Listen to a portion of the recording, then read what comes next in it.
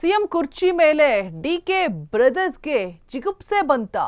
ನಮ್ಮಣ್ಣನಿಗೆ ಹಣೆ ಬರಹ ಇದ್ರೆ ಸಿಎಂ ಆಗ್ತಾರೆ, ಇಲ್ಲ ಅಂದ್ರೆ ಆಗಲ್ಲ ಅಂತ ಹೇಳ್ಬಿಟ್ಟು ಡಿಕೆ ಸುರೇಶ್ ಹೇಳಿಕೆಯನ್ನ ಕೊಟ್ಟಿದ್ದಾರೆ. ರಾಜಕಾರಣ, ಶಸ್ತ್ರ, ಅಸ್ತ್ರ ಯಾವುದು ಕೂಡ ಬೇಡ. ಹೈಕಮಾಂಡ್ ನಾಯಕರು ಎಲ್ಲವನ್ನು ಕೂಡ ಗಮನಿಸ್ತಾ ಇರ್ತಾರೆ. ಮಹದೇವಪ್ಪ ಅವರು ಹೇಳಿದ್ರಲ್ಲಿ ತಪ್ಪೇನೂ ಇಲ್ಲ. ಕುರ್ಚಿ ಆಕಾಂಕ್ಷಿಗಳು ಇರೋದ್ರಲ್ಲಿ ತಪ್ಪೇನಿಲ್ಲ. ಎಲ್ಲದಕ್ಕೂ ಕೂಡ ತಾಳ್ಮೆಯಿಂದ ಇರಿ ಅಂತ ಹೇಳ್ಬಿಟ್ಟು ಡಿಕೆ ಸುರೇಶ್ ಹೇಳಿರುವಂಥದ್ದು. ಇವರ ಹೇಳಿಕೆಯನ್ನ ನೋಡ್ತಾ ಹೋದ್ರೆ ಎಲ್ಲೋ ಒಂದ್ ಕಡೆ ಸಿಎಂ ಕುರ್ಚಿ ಮೇಲೆ ಡಿಕೆ ಬ್ರದರ್ಸ್ಗೆ ಜಿಗುಪ್ಸೆ ಬಂದ್ಬಿಡುತ್ತಾ ಅಂತ ಹೇಳ್ಬಿಟ್ಟು ಹೋರಾಡಿ ಈ ಹಿಂದೆ ಒಂದ್ ರೀತಿಯಾಗಿ ಸಿದ್ದರಾಮಯ್ಯನವರಿಗೆ ಕೊಟ್ಟಂತಹ ಮಾತನ್ನ ನೆನಪಿಸುವಂತಹ ಕೆಲಸವನ್ನ ಡಿಕೆ ಸುರೇಶ್ ಅವರು ಮಾಡಿದ್ರು. ಕೊಟ್ಟ ಮಾತನ್ನ, ಗ್ಯಾರಂಟಿಗಳನ್ನ ಉಳಿಸ್ಕೊಳ್ತಾರೆ ಸಿದ್ದರಾಮಯ್ಯನವರು ಅಂತ ಹೇಳೋದ್ರ ಮುಖಾಂತರ ಇಂಡೈರೆಕ್ಟ್ ಆಗಿ ಚಾಟಿಯನ್ನ ಬೀಸಿದ್ರು. ಕೊಟ್ಟ ಮಾತಂತ ಅಂದ್ರೆ ಪವರ್ ಫೈಟ್ ವಿಚಾರವನ್ನ ತಲುಪಿಸಿದ್ರು. ಕೊಟ್ಟ ಮಾತನ್ನ ಉಳಿಸ್ಕೋತಾರೆ ಸಿಎಂ ಸಿದ್ದರಾಮಯ್ಯನವರು ಅಂತ ಹೇಳ್ಬಿಟ್ಟು. ಬಟ್ ಈಗ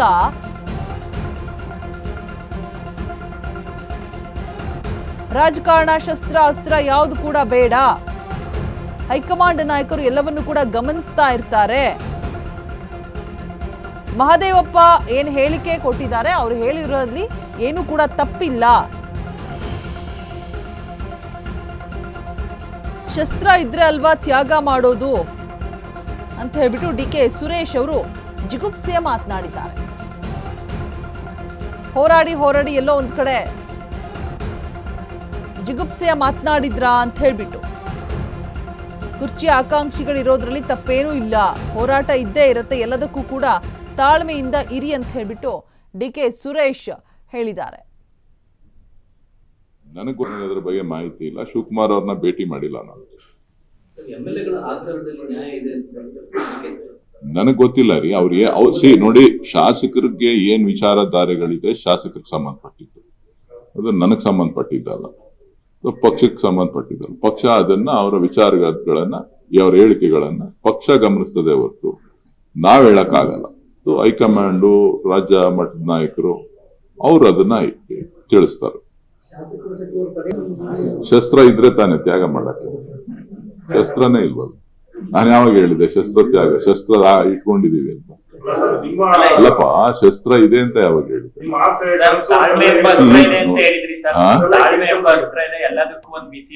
ಈಗ್ಲೂ ಹೇಳಿದ್ನಲ್ಲ ತಾಳ್ಮೆ ಇರ್ಲಿ ಅಂತ.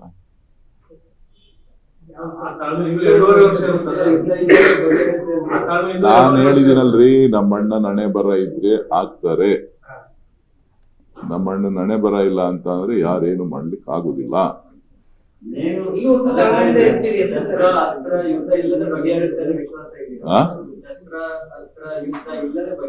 ಇದು ರಾಜಕಾರಣ. ಶಸ್ತ್ರ ಬೇಕಾಗಿಲ್ಲ, ಅಸ್ತ್ರ ಬೇಕಾಗಿಲ್ಲ. ನನಗೆ ಅದ್ರ ಬಗ್ಗೆ ಮಾಹಿತಿ ಇಲ್ಲ. ಶಿವಕುಮಾರ್ ಅವ್ರನ್ನ ಭೇಟಿ ಮಾಡಿಲ್ಲ ನಾನು. ನನಗ್ ಗೊತ್ತಿಲ್ಲ ರೀ. ಅವ್ರಿಗೆ ನೋಡಿ, ಶಾಸಕರಿಗೆ ಏನ್ ವಿಚಾರಧಾರೆಗಳಿದೆ ಶಾಸಕರಿಗೆ ಸಂಬಂಧಪಟ್ಟಿದ್ದು. ಡೀಟೇಲ್ಸ್ ಅನ್ನ ಕೊಡೋದಕ್ಕೆ ನಮ್ಮ ಪ್ರತಿನಿಧಿ ದೀಪಾ ಕುಕ್ಕವಾಡ ದೂರವಾಣಿ ಸಂಪರ್ಕದಲ್ಲಿ ಜಾಯಿನ್ ಆಗ್ತಾ ಇದ್ದಾರೆ. ದೀಪಾ, ಒಂದು ರೀತಿಯಾಗಿ ಡಿಕೆ ಸುರೇಶ್ ಅವರ ಮಾತನ್ನ ಕೇಳ್ತಾ ಹೋದ್ರೆ ಎಲ್ಲೋ ಜಿಗುಪ್ಸೆಗೊಂಡು ಈ ರೀತಿಯಾಗಿ ಮಾತನಾಡಿದಾರಾ ಅಂತ ಅನ್ನುವಂಥದ್ದು ಸ್ಪಷ್ಟವಾಗಿ ಕಾಣುತ್ತೆ. ಈ ಹಿಂದೆ ಸಿದ್ದರಾಮಯ್ಯನವರಿಗೆ ಇಂಡೈರೆಕ್ಟ್ಲಿ ಒಂದು ಮೆಸೇಜ್ ನ ತಲುಪಿಸಿದ್ರು. ಅಂದ್ರೆ ಕೊಟ್ಟ ಮಾತನ್ನ ಉಳಿಸ್ಕೊಳ್ತಾರೆ, ಗ್ಯಾರಂಟಿಗಳನ್ನು ಉಳಿಸ್ಕೊಳ್ತಾರೆ ಸಿದ್ದರಾಮಯ್ಯ ಅನ್ನೋದ್ರ ಮುಖಾಂತರ ನೇರವಾಗಿ ಚಾಟಿ ಬೀಸೋ ಪ್ರಯತ್ನವನ್ನು ಕೂಡ ಮಾಡಿದ್ರು. ಈಗ ನಮ್ಮ ಅಣ್ಣನ ಹಣೆಬರದಲ್ಲಿದ್ರೆ ಅವರು ಸಿಎಂ ಆಗ್ತಾರೆ, ಇಲ್ಲ ಅಂದ್ರೆ ಏನ್ ಮಾಡಕ್ಕಾಗಲ್ಲ, ತಾಳ್ಮೆ ಅನ್ನುವಂತಹ ಅಸ್ತ್ರವನ್ನ ಪ್ರಯೋಗಿಸಬೇಕು, ಇದಕ್ಕೇನ್ ಹೇಳ್ತೀರಾ ಅಂತ ರಿಪೋರ್ಟರ್ಸ್ ಕೇಳಿದಂತಹ ಸಂದರ್ಭದಲ್ಲೂ ಕೂಡ ಏನೋ ಮಾತನಾಡೋಕೆ ಮುಂದಾಗೋದಿಲ್ಲ. ಸೊ ಯಾಕೆ ಹೀಗೆ ಮಾತನಾಡಿದ್ರು ಅಂತ, ಏನ್ ಬೆಳವಣಿಗೆಗಳು ಆಗ್ತಾ ಇದೆ ರಾಜಕೀಯ ವಲಯದಲ್ಲಿ? ದೀಪಾ, ಡಿಕೆ ಶಿವಕುಮಾರ್ ಶತಾಯಗತಾಯ ಪ್ರಯತ್ನ ಪಟ್ಟರು ಕೂಡ ಅದು ಸಾಧ್ಯ ಆಗ್ತಾ ಇಲ್ಲ ಅನ್ನುವಂತಹ ಒಂದು ಬೇಸರ ಸಹೋದರರಿಗಿಬ್ರಿಗೂ ಕೂಡ ಇರುವಂತದ್ದು. ಯಾಕಂದ್ರೆ ಹಲವಾರು ಬಾರಿ ನಾಯಕರುಗಳನ್ನ ಭೇಟಿ ಮಾಡೋಕೆ ಸಮಯ ಕೇಳಿದಾಗ್ಲೂ ಕೂಡ ಸಮಯವನ್ನ ಕೊಡದೇ ಇರೋದು ಎಲ್ಲವೂ ಕೂಡ ಎಲ್ಲ ಒಂದ್ ಕಡೆ ಅವರ ಬೇಸರಕ್ಕೆ ಕಾರಣ ಆಗಿದೆ ಅಂದ್ರೆ ತಪ್ಪಾಗ್ಲಿಕ್ಕಿಲ್ಲ. ಆ ಹಿನ್ನೆಲೆಯಲ್ಲೇ ಪ್ರತಿ ಬಾರಿಯೂ ಕೂಡ ಅವರು ಮಾತನಾಡುವಂತಹ ಸಂದರ್ಭದಲ್ಲಿ ಒಂದಿಷ್ಟು ಹೈಕಮಾಂಡ್ ಮತ್ತೆ ರಾಜ್ಯ ನಾಯಕರ ವಿರುದ್ಧವೇ ಮಾತನಾಡಿದಂತಹದ್ದು ಅಥವಾ ಆ ರೀತಿಯಾಗಿ ಬೇಸರ ಹೊರಹಾಕಿದ್ದಂತಹದ್ದನ್ನು ನೋಡಿಸಿ ಇವತ್ತು ಡಿ ಕೆ ಸುರೇಶ್ ಕೂಡ ಅದನ್ನೇ ಮಾಡಿದ್ದಾರೆ. ಹಣೆ ಬರದಲ್ಲಿ ಇದ್ರೆ ಆಗತ್ತೆ ಅನ್ನುವಂತಹದನ್ನ ಮಾತನಾಡಿದ್ದು ನೋಡ್ತಿದ್ರೆ ಎಲ್ಲವನ್ನೂ ಕೂಡ ಕೈಚೆಲ್ಲಿ ಕೂತಿದ್ದಾರೆ ಡಿ ಕೆ ಬ್ರದರ್ಸ್ ಅನ್ನುವಂತಹ ಅನುಮಾನ ಅವರ ಮಾತಲ್ಲಿ ಕಾಣ್ತಾ ಇತ್ತು. ಇವತ್ತು ಕೂಡ ಅಂದ್ರೆ ಕೊಟ್ಟ ಮಾತಿನ ವಿಚಾರವನ್ನ ಬೇರೆ ರೂಪದಲ್ಲಿ ಪ್ರಸ್ತಾಪ ಮಾಡಿದ್ರು ಕೂಡ ನಾಯಕತ್ವ ಬದಲಾವಣೆ ಅನ್ನೋ ವಿಚಾರದಲ್ಲಿ ಇವತ್ತ್ಯಾಕೋ ಅವರು ಮಾತನಾಡುವಂತಹ ಸಮಯದಲ್ಲಿ ನಿರುತ್ಸಾಹ ತೋರ್ತಿದ್ದು ಕೂಡ ಹೈಕಮಾಂಡ್ ನಾಯಕರ ಮೇಲಿನ ಬೇಸರವೇ ಹೊರತು ಬೇರೆ ಅಲ್ಲ ಅನ್ನೋದಕ್ಕೆ ಒಂದು ಸ್ಪಷ್ಟತೆ ಕೂಡ ಸಿಕ್ಕಂಗಾಗಿದೆ ರೋಜಾ. ಆಲ್ರೈಟ್, ಥ್ಯಾಂಕ್ ಯು ದೀಪಾ ತಮ್ಮೆಲ್ಲ ಡೀಟೇಲ್ಸ್ಗಾಗಿ. ಸೊ ನಮ್ಮ ಪ್ರತಿನಿಧಿ ಹೇಳ್ತಾ ಇದ್ರು ಸಾಕಷ್ಟು ಗೊಂದಲಮಯವಾಗಿದೆ ರಾಜಕೀಯದಲ್ಲಿ ಆಗ್ತಾ ಇರುವಂತಹ ಒಂದಷ್ಟು ಕ್ಷಿಪ್ರ ಬೆಳವಣಿಗೆಗಳು ಎಲ್ಲವೂ ಕೂಡ. ಸೊ ಎಲ್ಲೋ ಒಂದು ಕಡೆ ಜಿಗುಪ್ಸೆಗೊಂಡು ಮಾತನಾಡಿದ್ರ ಅನ್ನುವಂಥದ್ದು ಸ್ಪಷ್ಟವಾಗಿ ಕಾಣಿಸ್ತಾ ಇದೆ ಡಿ ಕೆ ಸುರೇಶ್ ಅವರು. ಬಿಕಾಸ್ ಏನೇ ಮಾತನಾಡಿದ್ರು ಯಾವುದು ಕೂಡ ನಮ್ಮ ಕೈಯಲ್ಲಿಲ್ಲ, ಹೈಕಮಾಂಡ್ ತೀರ್ಮಾನವೇ ಫೈನಲ್ ಅನ್ನುವಂಥದ್ದು ಇಲ್ಲಿ ಎಲ್ರಿಗೂ ಗೊತ್ತಿರುವಂತಹ ಒಂದು ಸ್ಪಷ್ಟವಾದಂತಹ ಮಾತು ಅಂತಾನೆ ಹೇಳಬಹುದು.